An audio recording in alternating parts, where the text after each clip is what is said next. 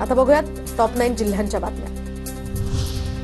विधानसभेत आमदारांनी आवाज उठवून सुद्धा चंद्रभागेची परिस्थिती जैसे थेच। स्थानिक प्रशासनाचं याकडे सपशेल दुर्लक्ष। शुद्धीकरण करणारे सेवर आता तंत्रज्ञान कुचकामीच। रत्नागिरीच्या खेडमधील भगवान कोकरे यांच्या उपोषणाचा आजचा 5वा दिवस। गोशाळा संदर्भात अनेक मागण्यांसंदर्भात कोकरे यांचं गोशाळेतच उपोषण।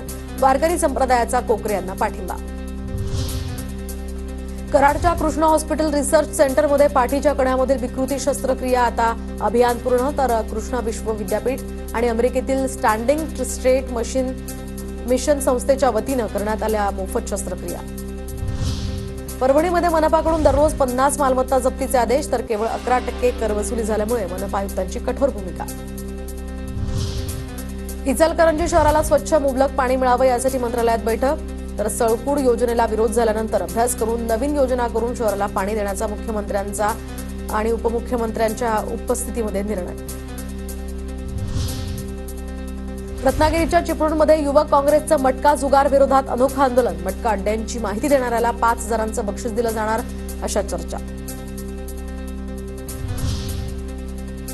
जळगाव शहरातील मांद्राज पार्क या ठिकाणी ओबीसी महाएल्गार मेळाव्याचं आयोजन। या मेळाव्याला छगन भुजबळ सुद्धा उपस्थित राहणार। परभणीच्या पूर्णामधील पाणी पुरवठा अखेर सुरू। तर 20 दिवसांपासून पाणी पुरवठा होता खंडित।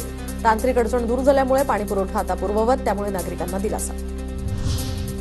परभणीमध्ये 2024च्या पीक विम्याची रक्कम शेतकऱ्यांना तात्काळ देण्याच्या मागणीसाठी आंदोलन। अन्यथा तीव्र आंदोलन करण्याचा इशारा।